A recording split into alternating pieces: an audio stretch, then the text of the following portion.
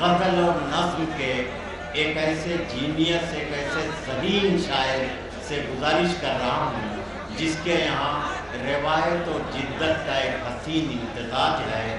آج کی زندگی جو ماڈرن ہے، جدید زندگی ہے، اس زندگی میں بھی اپنی صدیوں کی تہذیبی قدروں، ہماری جو مانیتائیں ہیں، جو سانسکرتک مانیتائیں ہیں، ان کو کس طرح سے وہ اپنی کویتا و اپنی شاعری میں پیش کرتا ہے۔ آپ محسوس کریں گے اس نئے لہجے کو کہ جب میں آواز دوں گا جناب ڈاکٹر طارق عمر کو، تالیوں سے استقبال کیجئے اس معیاری شاعر کا، اور نظم اور غزل کے معتبر لہجے کے اس شاعر کو آپ آواز دیجئے۔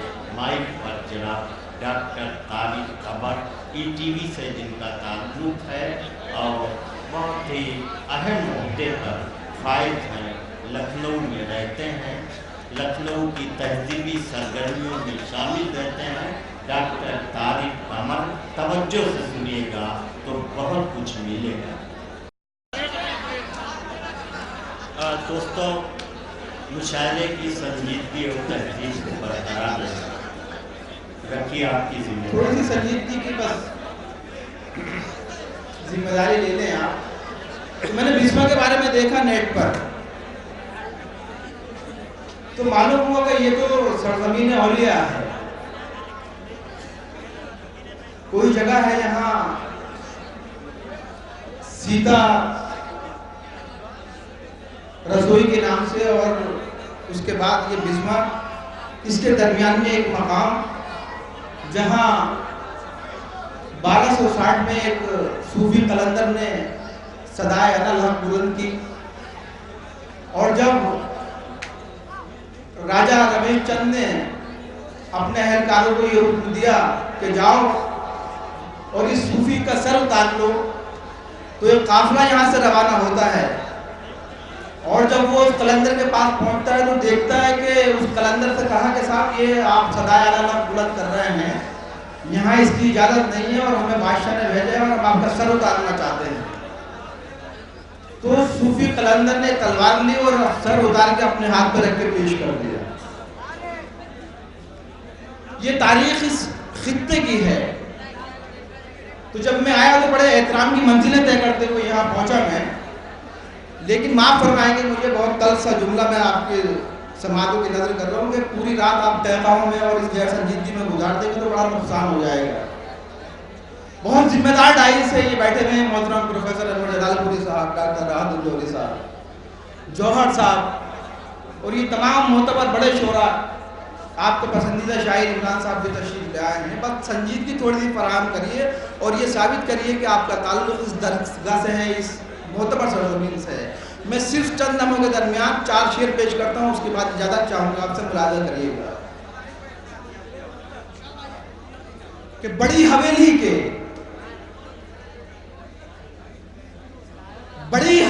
کے تقسیم جب اجالے ہوئے، بڑی حویلی کے تقسیم جب اجالے ہوئے، بڑی حویلی کے تقسیم جب اجالے ہوئے، جو بے چراغ تھے وہ بھی چراغ والے ہوئے۔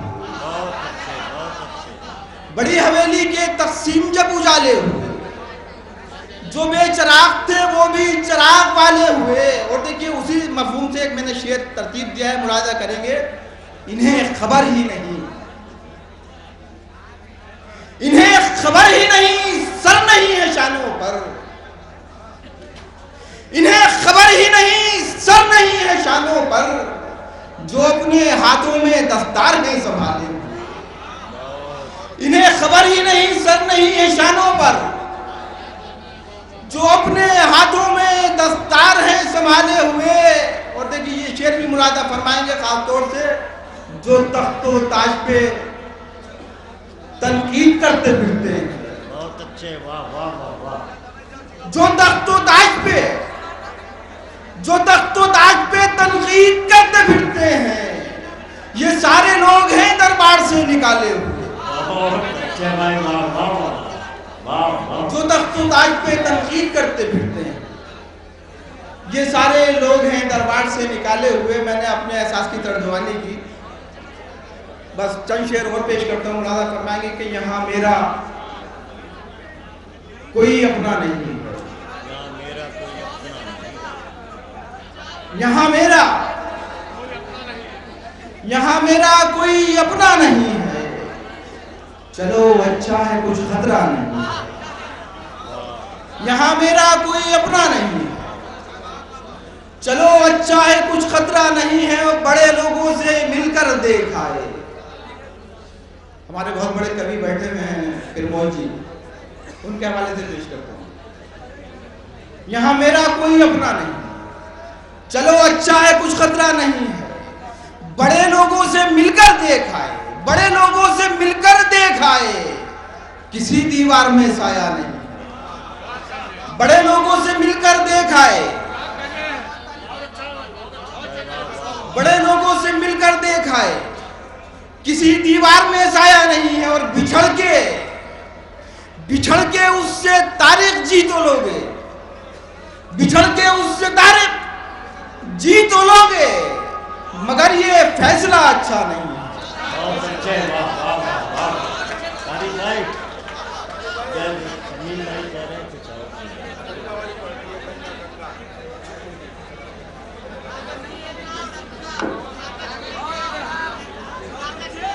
کاغذ کی ایک نام تو بہت دانی ہو گئی ہے. محترم کرم فرما شمیم قاسم صاحب کا حکم ایک نظم ہے میری رام تیری گنگا میلی مون راجہ کی, اس کے لیے حکم فرمانا ہے. بس 2 منٹ کی زحمت ہے آپ کے لیے. ملاحظہ فرمائیں گے ایک نظم رام تیری گنگا میلی. کبھی کبھی میں یہ سوچتا ہوں, کبھی کبھی میں یہ سوچتا ہوں کہ تیرے پانی کو لے کے چلو میں اپنی آنکھوں سے میں لگا لوں. کبھی کبھی میں یہ سوچتا ہوں کہ تیرے پانی کو لے کے چلو میں اپنی آنکھوں سے میں لگا لوں. جب اپنی آنکھوں کو صاف کر لوں تو پھر میں تیرا طواف کر لوں. کبھی کبھی میں یہ سوچتا ہوں کہ تیرے پانی کو لے کے چلو میں اپنی آنکھوں سے میں لگا لوں. جب اپنی آنکھوں کو صاف کر لوں تو پھر میں تیرا طواف کر لوں. کبھی کبھی میں یہ چاہتا ہوں کہ تیرے ساحل پہ بیٹھ کر ہی وضو کروں. کبھی کبھی میں یہ چاہتا ہوں کہ تیرے ساحل پہ بیٹھ کر ہی وضو کروں. میں نماز پڑھ لوں کہ چھڑ چکا ہوں, خدا سے پھر یہ دعائیں مانگوں. تیرا تقدس تیرا تموج تیری روانی رہے سلامت. یہ بہتا پانی رہے سلامت. یہ بہتا پانی رہے سلامت. ملاحظہ کریے گا. کبھی کبھی میں یہ چاہتا ہوں کہ تیرے ساحل پہ بیٹھ کر ہی وضو کروں. میں نماز پڑھ لوں کہ سر جھکاؤں, خدا سے پھر یہ دعائیں مانگوں. تیرا تقدس تیرا تموج تیری روانی رہے سلامت. یہ بہتا پانی رہے سلامت. یہ بہتا پانی رہے سلامت. مگر حقیقت تو یہ ہے گنگا. مگر حقیقت تو یہ ہے گنگا. میں جو بھی سوچوں میں جو بھی چاہوں وہ کر نہ پاؤں. میں کیسے آنکھوں کو صاف کر لوں. میں کیسے تیرا طواف کر لوں. کروں تو کیسے وضو کروں. میں یہ جانتا ہوں, میں مانتا ہوں تیرے مقدس لباس کو تو میں پہلے ہی چاک کر چکا ہوں کہ اپنے سارے گناہ دھو کر میں تجھ کو ناپاک کر چکا ہوں.